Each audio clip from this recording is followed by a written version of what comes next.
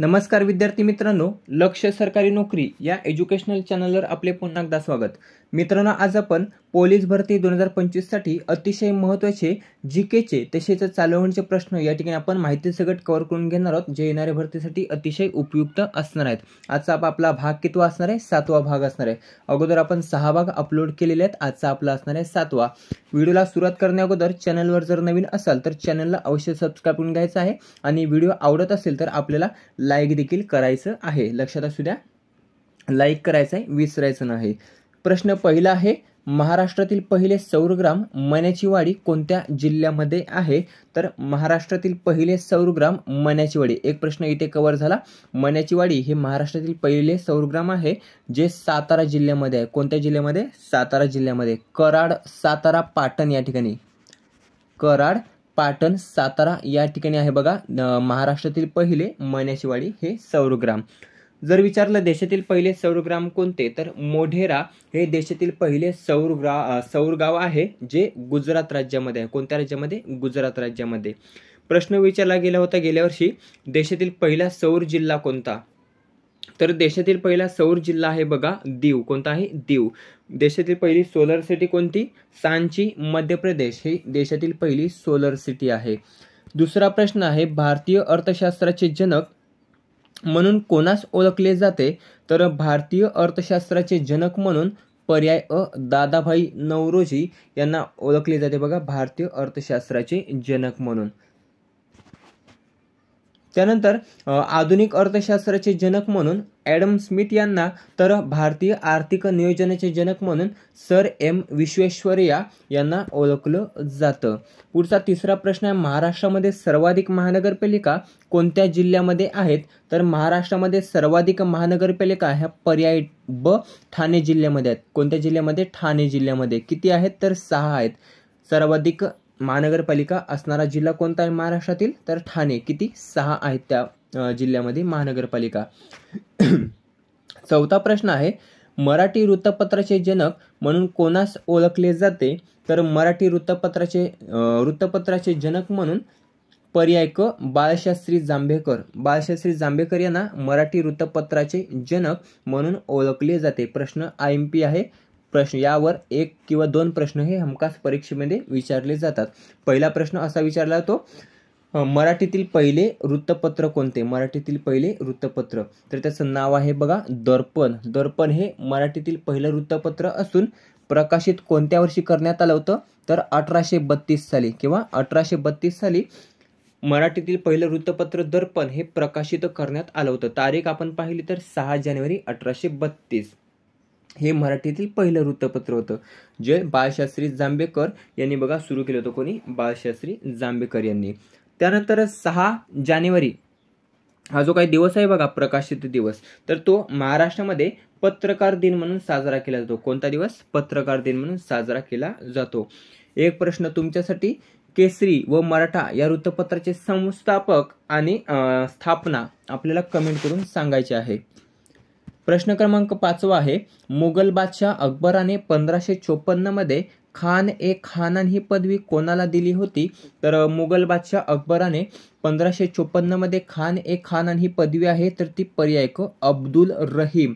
अब्दुल रहीम याला बघा दिली होती। कोणाला? अब्दुल रहीम। कोणी दिली होती? मुघल बादशाह अकबराने दिली होती। केव्हा दिली होती? 1554 मध्ये।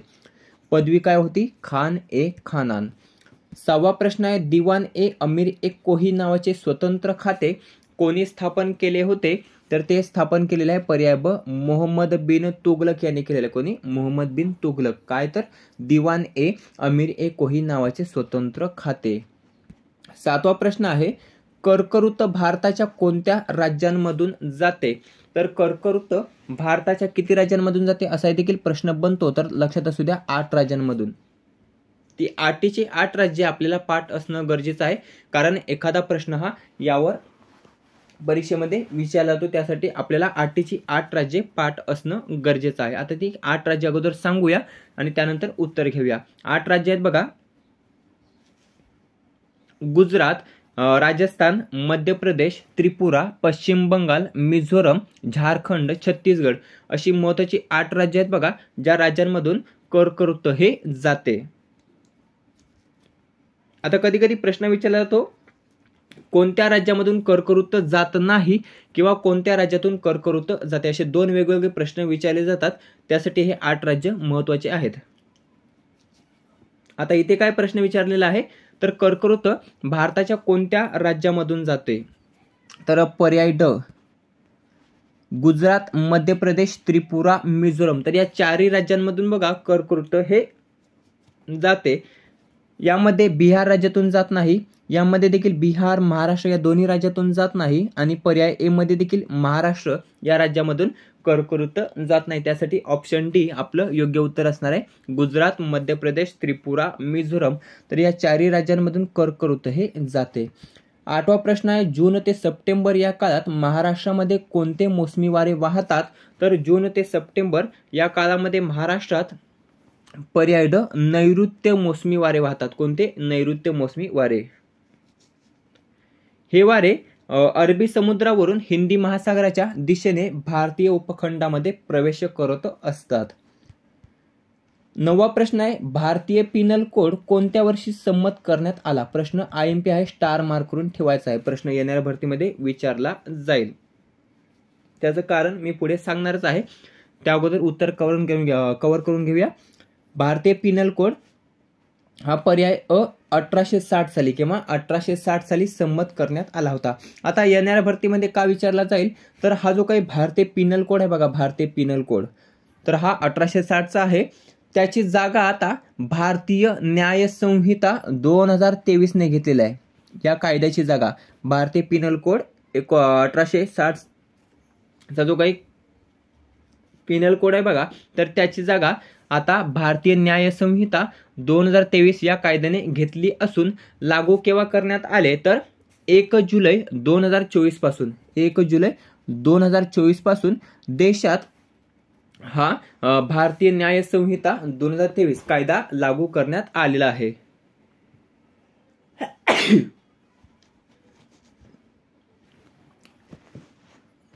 त्याचबरोबर आणखीन 2 महत्त्वाचे कायदे आहेत, ते देखील 1 जुलै 2024 पासून बघा देशामध्ये लागू करण्यात आलेले. गेल्या वर्षी हा प्रश्न विचारण्यात आला होता. देशामध्ये 3 नवीन फौजदारी कायदे हे केव्हा लागू करण्यात आले तर 1 जुलै 2024 पासून देशामध्ये 3 नवीन फौजदारी कायदे हे लागू करण्यात आलेले आहेत.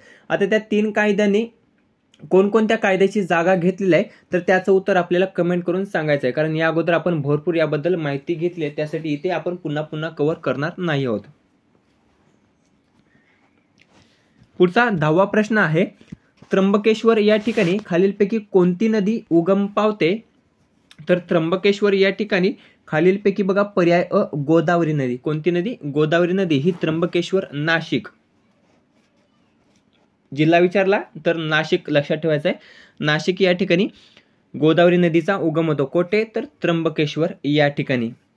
इतर नद्या पाहिल्या तर कोयना नदीचा उगम महाबळेश्वर या ठिकाणी होतो. त्यानंतर कृष्णा नदीचा देखील उगम महाबळेश्वर या ठिकाणी होतो आणि भीमा नदीचा उगम होतो भीमाशंकर या ठिकाणी. जे पुणे या ठिकाणी आहे त्या ठिकाणी बघा भीमा नदीचा उगम होतो. कुठे? भीमाशंकर. गोदावरी नदीबद्दल थोडीशी माहिती कव्हर करून घेऊया. कारण जी काही धर्मादाय आयुक्तालय भरती झाली होती बघा, तर या धर्मादाय आयुक्तालय भरतीमध्ये या दोन्ही नद्यांवर प्रत्येक सेटमध्ये बघा एक प्रश्न हमखास विचारला होता. त्यामध्ये उपनद्या असतील, धरण असतील, तर त्यावर एक प्रश्न हा प्रत्येक सेटमध्ये विचारण्यात आला होता. त्यासाठी IMP आहे बघा. गोदावरी आपण इथे कव्हर करून घेऊया. गोदावरीचा नगम त्र्यंबकेश्वर, नाशिक या ठिकाणी होतो. उपनद्या आहेत इंद्रावती, मंजिरा, बिंदुसरा, मांजरा. धरण जर आपण पाहिले तर 3 महत्त्वाचे धरण आहेत बघा महाराष्ट्रामध्ये. गंगापूर धरण नाशिक, जायकवाडी, पैठण, छत्रपती संभाजीनगर या ठिकाणी आणि नांदूर मध्यमेश्वर धरण जे नाशिक या ठिकाणी आहे. तर असे 3 महत्त्वाचे धरण बघा या नदीवर आहेत.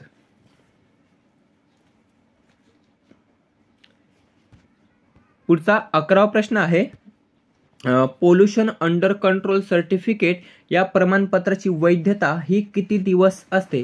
हा देखील प्रश्न IMP आहे. तर पोल्युशन अंडर कंट्रोल सर्टिफिकेट म्हणजेच आपण त्याला PUC म्हणतो बघा, PUC.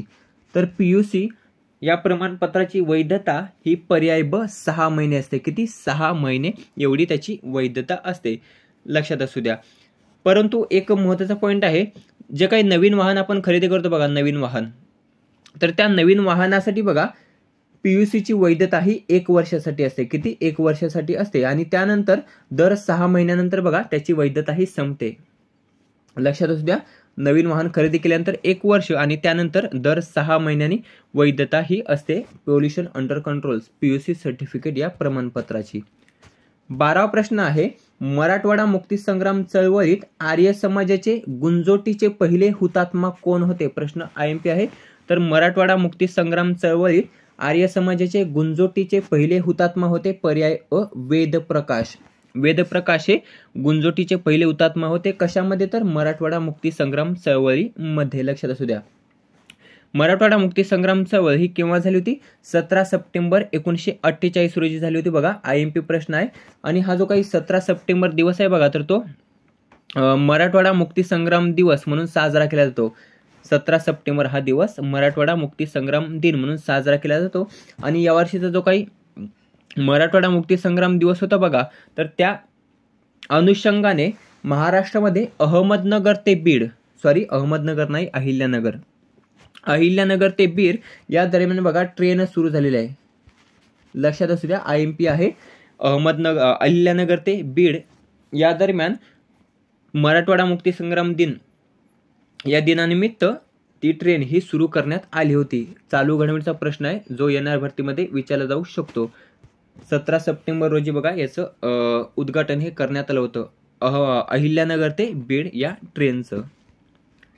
13वा प्रश्न आहे, लोह व ॲल्युमिनियमचे प्रमाण कोणत्या मृदेमध्ये जास्त असते? तर लोह व ॲल्युमिनियमचे प्रमाण हे पर्याय क जांभी मृदा या मृदेमध्ये बघा जास्त असते. 14वा प्रश्न आहे, भारतीय राज्यघटनेतील अस्पृश्यता नष्ट करण्यासंबंधी कलम कोणते आहे?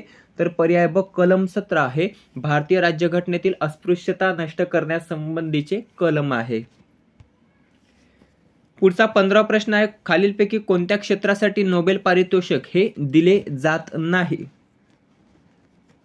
तर पर्याय ब कला या क्षेत्रामध्ये बघा नोबेल पारितोषिक हा दिला जात नाही. बाकी साहित्याचा नोबेल पारितोषिक आहे, रसायनशास्त्राचा नोबेल पारितोषिक आहे, शांततेचा नोबेल पारितोषिक आहे.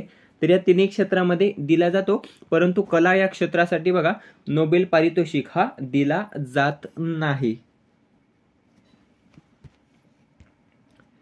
16वा प्रश्न आहे, मराठीचा उदय हे पुस्तक कोणी लिहिलेले आहे? इथे 2 प्रश्न विचारले जातात, मराठी सत्तेचा उदय आणि मराठीचा उदय. दोन्ही एकच आहे बघा. कधी कधी प्रश्न विचारला जातो मराठी सत्तेचा उदय पुस्तक कोणी लिहिले आहे, तर त्याचंही उत्तर हेच असणार आहे. पर्याय ड न्यायमूर्ती गोविंद रानडे.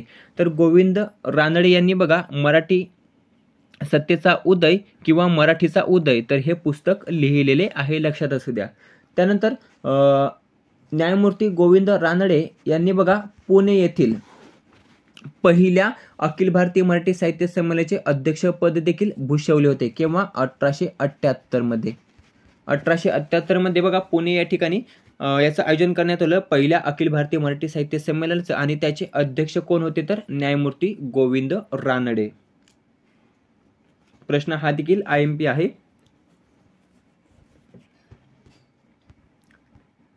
17वा प्रश्न आहे, अजय वॉरियर लष्करी सराव कोणत्या 2 देशांदरम्यान आयोजित केला जातो?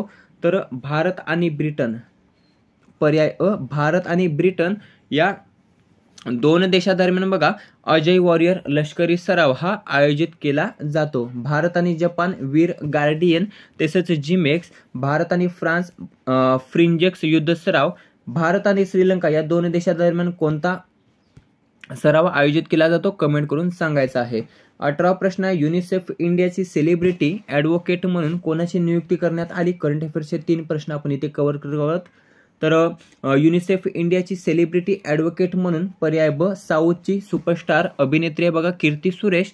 तर हिची बघा युनिसेफ इंडियाची सेलिब्रिटी ॲडव्होकेट म्हणून नियुक्ती ही करण्यात आली आहे. 19वा प्रश्न आहे, 2024चा 37वा इंदिरा गांधी शांतता पुरस्कार हा कोणास प्रदान करण्यात आला? तर पर्याय ड मिशेल बॅचलेट. मिशेल बॅचलेट यांना बघा 2024चा 37वा इंदिरा गांधी शांतता व निशस्त्रीकरण पुरस्कार हा नुकताच प्रदान करण्यात आलेला आहे. आता कोणत्या देशाच्या आहेत तर चिली देशाच्या आहेत. प्रश्न का IMP आहे तर चिली देशाच्या प्रथम महिला राष्ट्रपती जर आपण पाहिल्या तर त्या आहेत बघा मिशेल बॅचलेट आणि यांनाच इंदिरा गांधी शांतता पुरस्कार 2024चा बघा प्रदान करण्यात आलेला. कोणत्या वर्षाचा 2024चा. कितवा आहे 37वा आहे. याच्या अध्यक्षा कोण आहेत इंदिरा गांधी ट्रस्टच्या तर सध्या सोनिया गांधी आहेत आणि यांनी हा पुरस्कार मिशेल बॅचलेट यांना बघा प्रदान केला आहे. 36वा कोणास प्रदान करण्यात आला होता 2023चा तर अली अब्बू अव्वाद आणि डॅनियल बॅरेन बोईन या दोघांना बघा 2023चा 36वा इंदिरा गांधी शांतता पुरस्कार हा प्रदान करण्यात आला होता. 20वा प्रश्न आहे बिहारचे 10व्यांदा मुख्यमंत्री खालीलपैकी कोण बनले आहेत. प्रश्न IMP आहे तर बिहारचे 10व्यांदा मुख्यमंत्री बनलेले आहेत. पर्याय अ नितीश कुमार. कोण बनलेत नितीश कुमार. नुकतंच यांनी बिहारच्या 10व्या मुख्यमंत्री पदाची शपथ ही घेतलेली आहे. शपथ कोणी दिलेली आहे राज्यपाल यांनी दिलेली आहे. प्रश्न IMP आहे मुख्यमंत्र्यांना पदाची शपथ ही कोणाद्वारे दिली जाते तर त्या राज्याचे जे काही राज्यपाल असतात बघा तर ते मुख्यमंत्र्यांना पदाची शपथ हे देतात. आता नितीश कुमारांना शपथ कोणी दिली तर आरिफ मोहम्मद खान जे बिहारचे राज्यपाल आहेत बघा तर यांनी नितीश कुमारांना मुख्यमंत्री पदाची शपथ ही दिलेली आहे. कोणत्या पक्षाशी संबंधित आहे तर जनता दल युनायटेड. जनता दल युनायटेड या पक्षाशी संबंधित असून नुकतंच झालेल्या विधानसभा निवडणुकीमध्ये एकूण जागा किती होत्या 243 जागा होत्या. तर या 243 जागांपैकी 89 बीजेपीने जिंकलेल्या 85 जागा. किती 85 जागा ह्या नितीश कुमार यांच्या जनता दल युनायटेडने जिंकलेल्या आहेत. किती 85 आणि एवढ्या 85 जागा जिंकत दुसऱ्या क्रमांकाचा पक्ष आहे बिहारमधील जनता दल युनायटेड. पहिल्या क्रमांकाचा आहे पक्ष BJP ज्याने 89 जागा ह्या जिंकलेल्या आहेत. उपमुख्यमंत्री कोण आहेत विजय कुमार सिन्हा आणि सम्राट चौधरी या दोघांनी उपमुख्यमंत्री पदाची शपथ ही घेतली आहे.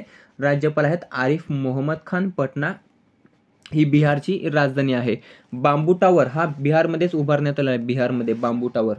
विधवांच्या शिक्षणासाठी अनाथ बालिकाश्रम हे कोणी सुरू केले होते तर विधवांच्या शिक्षणासाठी अनाथ बालिकाश्रम हे पर्याय क महर्षी धोंडो केशव कर्वे.